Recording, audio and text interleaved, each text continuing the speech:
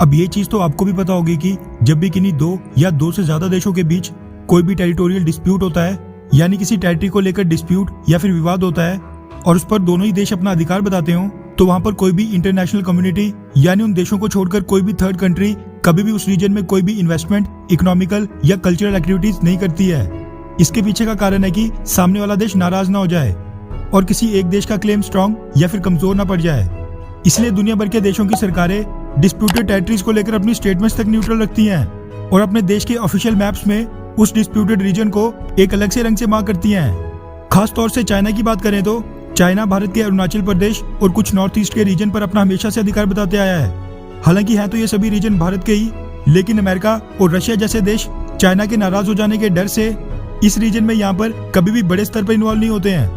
लेकिन एक देश ऐसा है जो कि एक बार नहीं बल्कि कई बार भारत के नॉर्थ ईस्टर्न रीजन में अपनी इन्वॉल्वमेंट लगातार शो करता रहता है, और वो और कोई नहीं जापान है, जो असम में ब्रह्मपुत्र नदी के ऊपर स्ट्रेटेजिक रूप से important longest bridge of India को बनाने, मेघालय में यूमियाम उमुत्रू हाइड्रो इलेक्ट्रिसिटी पावर स्टेशन को मॉडर्नाइज करने से लेकर Guwahati water supply and sewage project जैसे नॉर्थ ईस्ट के और भी कई इंपॉर्टेंट प्रोजेक्ट्स में इन्वॉल्व है।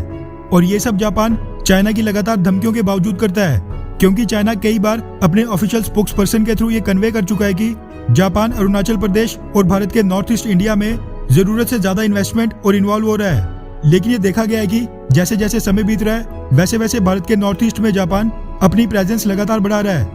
अब क्योंकि आज के समय पूरा भारत ही कोरोना महामारी की सेकंड वेव से जूझ रहा है, इसलिए जापान जो भारत के लिए मदद भेज रहा है उसमें भी उसने भारत के नॉर्थ ईस्ट को बिल्कुल अलग से प्रेफरेंस दी है और पिछले कल वहाँ के लिए कुछ मेजर अनाउंसमेंट की है।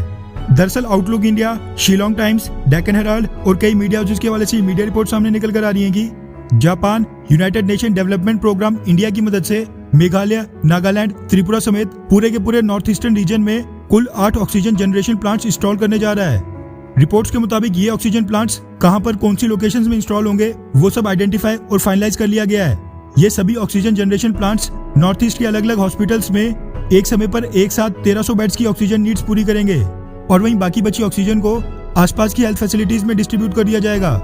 जापान के एम्बेसडर सतोशी सुजुकी ने अपनी स्टेटमेंट में कहा कि मुझे खुशी है कि जापान यूएनडीपी के साथ मिलकर भारत के नॉर्थ ईस्ट के रीजन के लोगों के लिए ऑक्सीजन जनरेशन प्लांट स्थापित करने जा रहा है।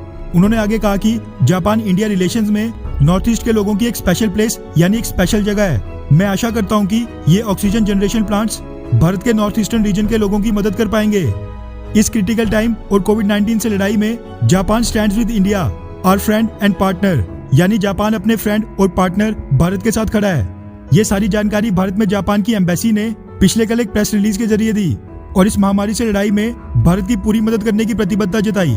वैसे जो भी हो, ये बात तो जरूर माननी पड़ेगी कि पिछले कुछ सालों में पॉलिटिक्स से लेकर इन्वेस्टमेंट भारतीय सरकार नॉर्थ ईस्ट की स्टेट्स को काफी समर्थन और इम्पोर्टेंस दे रही है, जो कि इससे पहले कभी नहीं दिया जाता था। और अब जापान का भी मदद के लिए आगे आना नॉर्थ ईस्टर्न इंडिया के लोगों के लिए खुशी की बात है।